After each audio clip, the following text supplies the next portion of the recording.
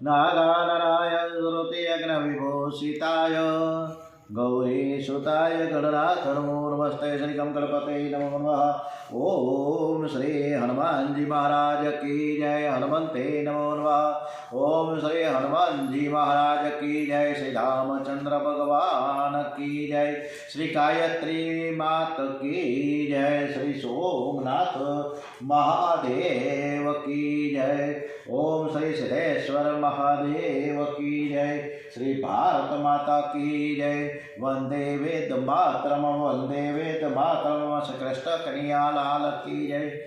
बाल कृष्ण लाल की जय। डोगरे जी महाराज की जय। श्री सुखदेव जी महाराज की जय। श्री व्यास नारायण भगवान की जय। ओम आज ने कथा આપણે શ્રી કૃષ્ણ પરમાત્માને સરસ રીતે સંભળાવીએ છીએ એવા ભાવ સાથે આજે છે 24મી જાન્યુઆરી મહાસુદ છઠ શનિવાર। ત્યારે કથા તરફ આગળ વધીએ। રાધાજી ખૂબ જ આકુળ વ્યાકુળ છે। તારા વિના શ્યામ મને એકલું એકલું લાગે। રાધાજીની દશા જોઈ એક એક પક્ષી એક એક વૃક્ષ પણ રડવા લાગ્યા છે। खुद उद्धवजी पण राधाजीना प्रेम ने जोईने रड़ी पीड्या छे। उद्धवजी विचार करे कि आने हूँ शुं संदेशा आपूं। राधाजीना मुखमांथी कमळनी सुवास निकळे छे तेथी एक भ्रमर श्री राधाजीना मुख पासे आव्यो छे। सुखदेवजी वर्णन करे छे कि राजन राधाजीना मुख पासे आवेल भमराने सखी दूर करे छे। ए ज समये उद्धवजी फरीथी राधाजीने वंदन करे छे त्यारे राधाजी कहे कि हे भ्रमर तू कपटी कृष्णनो मित्र छे। कपटीनो मित्र पण कपटी तू અહીં શા માટે આવ્યો છે મને અડકીશ નહીં। રાધાજી ભ્રમરને ઉદ્દેશીને શ્રી કૃષ્ણને મધુર ઠપકો આપે છે। આ શ્લોકોને ભ્રમર ગીત કહેવામાં આવ્યું છે। ત્યારે ઉદ્ધવજી કહે છે કે નાના કૃષ્ણને કપટી ન કહો, તે તો કપટી નથી, તે તો દયાના સાગર છે। એ તમને ભૂલ્યા નથી, તમને તે વારંવાર યાદ કરે છે। ઉદ્ધવજી કહે કે શ્રી કૃષ્ણ મથુરામાં બિરાજે છે, હું તેનો સંદેશો લઈને આવ્યો છું। એવો ભલે મથુરામાં બિરાજે પણ તમને ને તમારા પ્રેમને તેઓ ભૂલી નથી શક્યા। राधाजी कहे उद्धवा तू शू बोले छे? सर्वव्यापी भगवान ने तू एक मथुरा में राखे छे। मने तो लागे छे कि तू 6 शास्त्रों भण्यो पण कोरो ने कोरो ज रह्यो। तू 6 शास्त्रों रहस्य बराबर समझ्यो नहीं। तू 6 शास्त्रों भण्यो पण तने कई आवड्युं नहीं। तारुं ज्ञान मने बराबर लागतुं नथी। मारा श्रीकृष्ण तो जाणमां गायो मने मारामां छे, तमारामां छे। ज्यारे तारुं कहेवुं छे कि ते फक्त मथुरामां बिराजे छे, मने तो श्रीकृष्ण सर्वत्र देखाय छे। श्रीकृष्ण तो मारा हृदय में मारा रोमे रोम में है। જ્યારે પણ તમે યાદ કરીએ ત્યારે તે પ્રગટ થાય છે। પણ ઉદ્ધવ તે કપટી છે। તે કોઈ વખત દેખાય છે તો કોઈ વખત ન પણ દેખાય। હે ઉદ્ધવ, શ્રી કૃષ્ણ કેવા છે તે હું બરાબર જાણું છું। તું તો 2-4 મહિનાથી જ તેનો મંત્રી થયો છે, જ્યારે હું તો જન્મની તેમની દાસી છું। હે ઉદ્ધવ, તારે કૃષ્ણ કથા કરવી હોય તો તું મથુરામાં કરજે। राधाजी हाथ में वासली लीधी। वासली मांथी राधे गोविंद राधे गोविंद राधे गोविंद मधुर ध्वनि निकलवा लगी। गोपीओ कृष्ण कीर्तन में कृष्ण प्रेम में पागल बनी है। श्री कृष्ण मथुरा थी दौड़ता हुए सखी मंडप में राधाजी साथे मिलाई जाए। उद्धवजी तेज गोपीओ मनोहर राधा कृष्णना दर्शन करे। उद्धवजी ने तो भान पण नथी रह्युं कि हूँ कोण छूं ने क्यां छूं। उद्धवजी नो अभिमान उतरी गयुं। गया था 2-4 दिवस माटे पण रह्या 6 महीना। उद्धवजी ने खातरी थी गई कि श्रीकृष्ण गोपीओ थी दूर नहीं। ज्यारे ज्यारे पण कृष्ण कीर्तन थाय त्यारे श्री कृष्ण प्रकट थाय छे। रोज कृष्ण कथा थाय छे। उद्धवजी ने गोकुळ ने छोड़वानी इच्छा थती नथी। उद्धवजी गोकुळ में आव्या तो गोपीओना गुरु थवा माटे पण बनी गया गोपीओना चेला। उद्धवजी प्रभु पासे गोपीओ जेवी अनन्य भक्ति मांगे छे। एवो कहे छे कि मारे बीजुं कंई जोईतुं नथी, फक्त मने प्रेम लक्षणा भक्ति आपो। छेवटे उद्धवजीए वृंदावन में वृक्ष के लता थवानुं मांग्युं छे, जेथी गोपीओनी चरण रजनो स्पर्श थाय। उद्धवजी कहे कि जेने महामुनिओ शोधे छे तेने गोपीओनो विना प्रयासे प्राप्त कर्या छे। एवी आ गोपीओनी चरण रजमां स्नान करी धन्य बनी जशे। छेवटे उद्धवजीने जवानी आज्ञा मळी छे। उद्धवजी जवा तैयार थाय छे અને ત્યારે રાધાજી કહે છે કે ઉદ્ધવ, તમારા મિત્ર શ્રી કૃષ્ણને મારો સંદેશો કહેજો કે તેઓ જલ્દી ગોકુળમાં આવે અને ગોકુળને સનાથ કરે। નંદ યશોદાજી કહે છે કે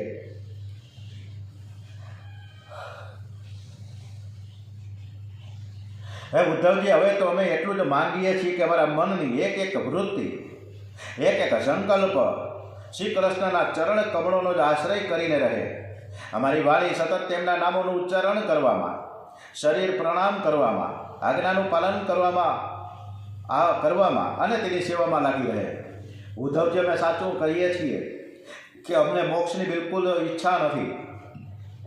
અમારી એકમાત્ર ઈચ્છા છે કે પ્રભુની ઈચ્છાથી અમને અમારા કર્મ અનુસાર જે કંઈ યોનિમાં જન્મ મળે એ જન્મમાં અમે શુભ આચરણ કરીએ, દાન કરીએ અને તેના ફળ સ્વરૂપે અમને અમારા શ્રી કૃષ્ણ અમારા પ્રત્યે પ્રીતિ ઉત્તરોત્તર જ વધતી જ રહે.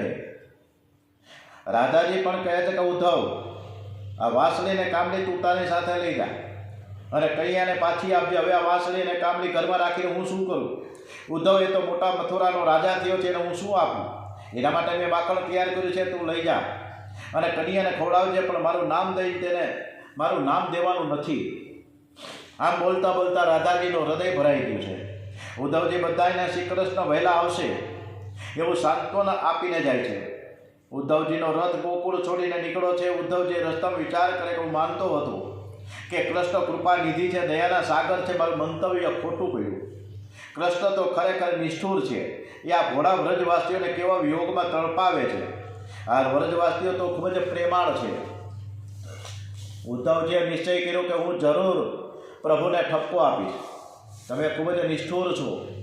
શા માટે તમે વ્રજવાસીઓનો વિયોગ કર્યો છે? ઉદ્ધવજી મથુરા આવ્યા છે. શ્રી કૃષ્ણ તો અંતર્યામી છે. તેઓ સમજી ગયા કે ઉદ્ધવ મને ઠપકો આપવાના છે. તેથી તેમણે વાત શરૂ કરી, ઉદ્ધવ, તું પહેલાં મથુરામાં હતો ત્યારે મારા વખાણ કરતા, હવે ગોકુળ જઈને આવ્યા પછી ગોપીઓને જ વખાણ કર્યા કરશે. એ ઉદ્ધવ નિષ્ઠુર નથી.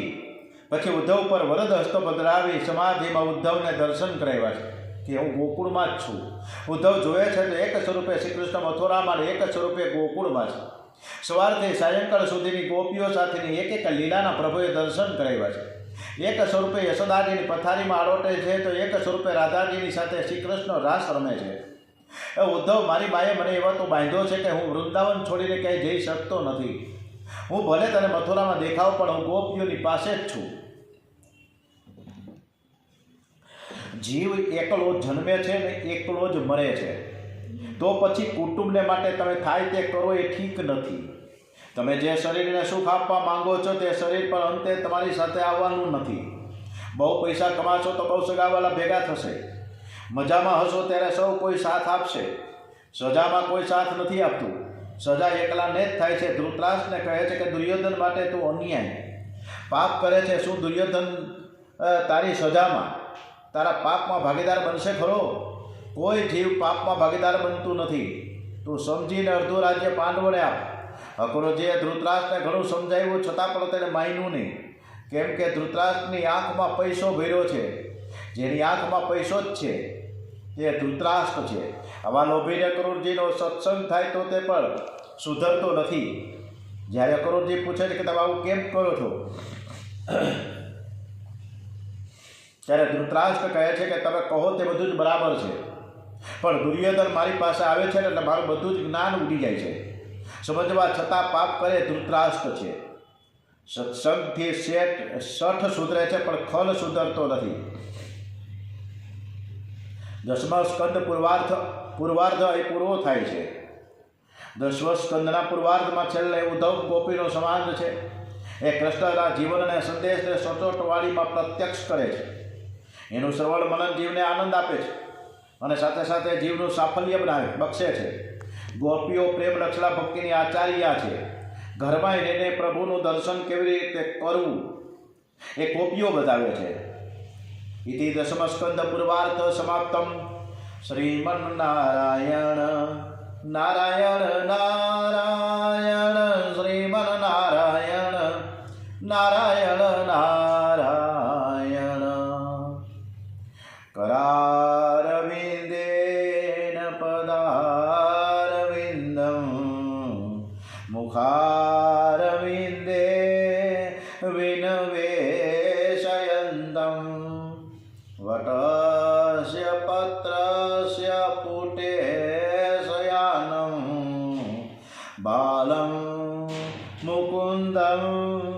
मनसा स्मरामि। ओम श्री कृष्ण कन्हैयालाल की जय। ओम नमो भगवते वासुदेवाय। श्री डुंगरेजी महाराजना चरणों में वंदन साथे આપણે આજની કથા 10મો સ્કંદ નિરોધ લીલા ઉત્તરાર્ધ તરફ આગળ વધીએ। ભાગવતનો એક નિયમ છે કે ચરિત્ર આપ્યા પછી ઉપસંહારમાં ચરિત્રનું રહસ્ય સિદ્ધાંત બતાવે છે। કંસ મર્યા પછી કંસ કોણ છે તે ઉત્તરાર્ધના પ્રથમ સ્કંદના પ્રથમ શ્લોકમાં બતાવ્યું છે। કંસ જીવતો હતો ત્યાં સુધી વ્યાસજીએ ભાગવતમાં તેની રાણીઓના નામ આપ્યા નથી, પરંતુ તે મરી ગયો પછી તેના નામ આપ્યા છે। કંસની બે રાણીઓના નામ છે અસ્થિ અને પ્રાપ્તિ।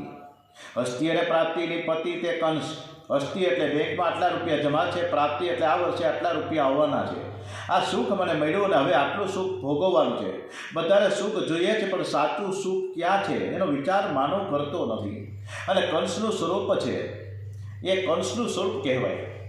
નીતિ અનીતિથી કેવળ પૈસા કમાવાના છે એવો વિચાર કરે છે તે કંસ છે। પૈસાથી કાંઈક સુખ મળે પણ શાંતિ મળતી નથી। 10મા સ્કંદના ઉત્તરાર્ધમાં જરાસંઘની કથા આવે છે। કંસ મર્યા પછી કંસની બે રાણીઓ પિયરમાં ગઈ। એમણે પિતા જરાસંઘને વાત કરી। જરાસંઘે શ્રી કૃષ્ણની સાથે વેર કર્યો છે। જરાસંઘ 23 અક્ષોણી સેના ભેગી કરીને મથુરામાં યુદ્ધ કરવા આવ્યો। પ્રભુએ બલરામજીને કહ્યું કે મોટા ભાઈ જરાસંઘને મારશો નહીં। શ્રી કૃષ્ણના કહેવાથી બલરામજીએ જરાસંઘને માર્યો અને પણ એની સેનાનો વિનાશ કર્યો છે। જરાસંઘ ઘરે ગયો અને ફરી અક્ષોણી સેના લઈને યુદ્ધ કરવા આવ્યો છે। જરાસંઘ આ રીતે 17 વાર લડવા આવ્યો અને કૃષ્ણ અને બલરામે 17 વખત તેના સેનાનો વિનાશ કર્યો। 18મી વખત એ કાળ યવનની સાથે મૈત્રી કરીને આવ્યો છે। શ્રી કૃષ્ણ વિચાર નિશ્ચય કર્યો છે કે હવે મથુરામાં રહેવું નથી, હવે અનર્ત દેશમાં શાંતિથી રહીશ। બલરામજીનું લગ્ન રેવતીની દીકરી સાથે થયું ત્યારે અનર્ત ઓખા મંડળનું રાજ્ય બલરામજીને દાયજામાં મળ્યું હતું। બલરામજીની સાથે પ્રભુએ પણ ત્યાં રહેવાનું નક્કી કર્યું છે। અનર્ત દેશ બનાવવાની આજ્ઞા કરી। દેવોએ પોતાની બધી જ સંપત્તિ શ્રી કૃષ્ણને અર્પણ કરી। સમુદ્રમાં સુવર્ણ નગરી બનાવી, મોટા મોટા વાડાઓ બનાવવા, તેથી યાદવોને બહાર નીકળવાનો દ્વાર જ ન મળ્યો, રસ્તો જ ન મળ્યો। એટલે યાદવો અરસપરસ પૂછવા લાગ્યા છે કે દ્વાર ક્યાં છે, દ્વાર ક્યાં છે, અને એથી એનું નામ પડ્યું છે દ્વારિકા। દ્વારિકા પડ્યું, દ્વારિકા બ્રહ્મ વિદ્યાપુરી છે। સમુદ્રમાં રહેલી દ્વારિકા તે બ્રહ્મ વિદ્યાનું સ્વરૂપ છે। દ્વાર એટલે દરવાજો, ક શબ્દોનો અર્થ બ્રહ્મ પરમાત્મા। દ્વારિકમ બ્રહ્મ યસ્યામ સા દ્વારકા। જ્યાં પ્રત્યેક દ્વારે પરમાત્મા છે એવી નગરી છે, આવી દ્વારિકા છે। અને આપણે એ 4 ધામ પૈકીની એ દ્વારિકાપુરી કથા સાંભળવાથી પાપ બળે છે। દરેક મનુષ્ય જીવનમાં 2 નિયમ તો અવશ્ય લેવા જોઈએ। એક પાપ છોડવાનો નિયમ અને બીજો સત્કર્મ કરવાનો નિયમ લેવો જોઈએ। 21,000 જપ એટલા માટે કહ્યા છે કે એક દિવસમાં મનુષ્યને 21,600 શ્વાસ લેવા પડે છે, એટલે કે શ્વાસે શ્વાસે ભગવાનનું રટણ કરવું। ઓમ શ્રી કૃષ્ણ કન્હૈયાલાલ કી જય। આજની કથાને હવે આવતીકાલે મુચકુંદ ઋષિની કથા પર આપણે આગળ વધીએ, પણ મુચકુંદ ઋષિની કથા અત્યારે પૂરી જ કરીએ। ચાલો કાલે રૂક્ષ્મણી વિવાહ કરશું। તો આજે મુચકુંદ ઋષિ યાદવોને દ્વારિકામાં મૂકી શ્રી કૃષ્ણ કાળ યવનની સાથે યુદ્ધ કરવા ગયા। કાળ યવનને બ્રહ્માજીનું વરદાન હતું કે યદુકુળમાં જેનો જન્મ થયો હતો એ કોઈને મારી શકે નહીં। પ્રભુએ બ્રહ્માજીનું વરદાન સફળ કર્યું। યુદ્ધમાં કાળ યવનની જીત થઈને શ્રી કૃષ્ણની હાર થઈ। પ્રભુએ લીલા કરી તેઓ રણ છોડીને નાખા। કાળ યવન તેની પાછળ પડ્યો। તે પ્રભુને કહેવાને કોઈ વીર માને છે, લોકો માને છે, પણ મને તો લાગે છે કે તું બીકણ છો। રણ છોડીને જાય છે। કાળ યવન રણછોડ એ રણછોડ કહેવા લાગ્યો। તેથી શ્રી કૃષ્ણનું નામ પર બોલીએ છીએ રણછોડરાયજી મહારાજ કી જય। શ્રી કૃષ્ણ ગિરનાર પર્વત ઉપર મુચકુંદ ઋષિની ગુલશન ગુફામાં પ્રવેશ કરે છે। રાજશ્રી મુચકુંદ સૂતેલા છે। શ્રી કૃષ્ણે તેના પર પિતાંબર ઓઢાડી દીધું। કાળ યવન શ્રી કૃષ્ણની પાછળ ગુફામાં પ્રવેશ્યો। એણે ગુફામાં સૂતેલા મુચકુંદ રાજશ્રીને શ્રી કૃષ્ણ સમજીને એકદમ લાત મારી છે. મુચકુંદ ઋષિની આ નજર પડતા જે બળીને ભસ્મ થઈ જાય છે. મુચકુંદની દ્રષ્ટિ કાર્યવન પડતા જે બળીને ભસ્મ થઈ ગયો. પછી તો મુચકુંદ ઋષિએ દ્વારિકાનાથના દર્શન થયા. મુચકુંદ ઋષિએ પરમાત્માની સ્તુતિ કરી છે. એ સ્તુતિમાં વર્ણન કરતા કહે છે કે આ જીવને મનુષ્ય દેહ મળ્યો હોવા છતાં વિષયોમાં પ્રીતિ હોવાથી તે આપના ચરણામીંડની સેવા કરતો નથી. માનવીની દશા અત્યારે કેવી બતાવી છે ડુંગરેજી મહારાજે કે સર્પના મુખમાં રહેલા દેડકા જેવી. સર્પના મુખમાં દેડકો છે, અડધું શરીર સર્પના મુખમાં છે, 1-2 મિનિટમાં એ કોળિયો થઈ જવાનો છે. આવા સમયે દેડકા પાસે કોઈ માખી આવે તો એ ખાવાનો પ્રયત્ન કરે છે. મનુષ્ય પોતાનો મરવાનો વિચાર કરતો નથી. રોજ મરવાની તૈયારી કરવી જોઈએ. જ્યારે બહારગામ જવું હોય તો 2-3 દિવસ પહેલાં આપણે તૈયારી કરીએ છીએ. કેટલાક તો વળી 2-4 મહિનાથી તૈયારી કરે છે. પણ માનવ જીવનમાં મરવાની તૈયારી કરતો નથી. તે અંતકાળમાં બહુ જ પસ્તાય છે. સુખદેવજી મહારાજ વર્ણન કરે છે કે 50 વર્ષ પૂરા થયા એટલે સમજવું કે માણસનું અડધું શરીર કાળના મુખમાં ગયું છે, ફક્ત મોઢું જ બહાર છે, છતાં તેને ભક્તિની પ્રેરણા થતી નથી. તે વિષયમાં રચ્યો પચ્યો જ રહે છે. દ્વાપર યુગના રાજા મુચકુંદ એ કલિયુગના નરસિંહ મહેતા તરીકે ઓળખાયા છે. મુચકુંદ રાજાની કથા સ્પષ્ટપણે બતાવે છે કે યુવાનીમાં વિલાસી જીવન ગાળનાર મનુષ્યને શ્રેષ્ઠ જીવનમાં અનન્ય ભક્તિ મળતી નથી.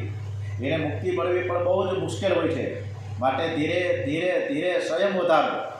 વૃદ્ધાવસ્થામાં પ્રભુ સ્મરણ અને તપશ્ચર્યા કરવાથી તેનો આ જન્મ નહીં પણ બીજો જન્મ સુધરે છે. ઓમ શ્રી ગણપતિ મહારાજ કી જય, ગજાનન મહારાજ કી જય, કૃષ્ણ કનૈયાલાલ કી જય, બાલકૃષ્ણલાલ કી જય, ડોગરેજી મહારાજ કી જય, શ્રી હનુમાનજી મહારાજ કી જય, શ્રી રામચંદ્ર ભગવાન કી જય. ઓમ શ્રી સોમનાથ મહાદેવ કી જય. ઓમ નમઃ પાર્વતી પતય. હર હર હર હર હર મહાદેવ હર.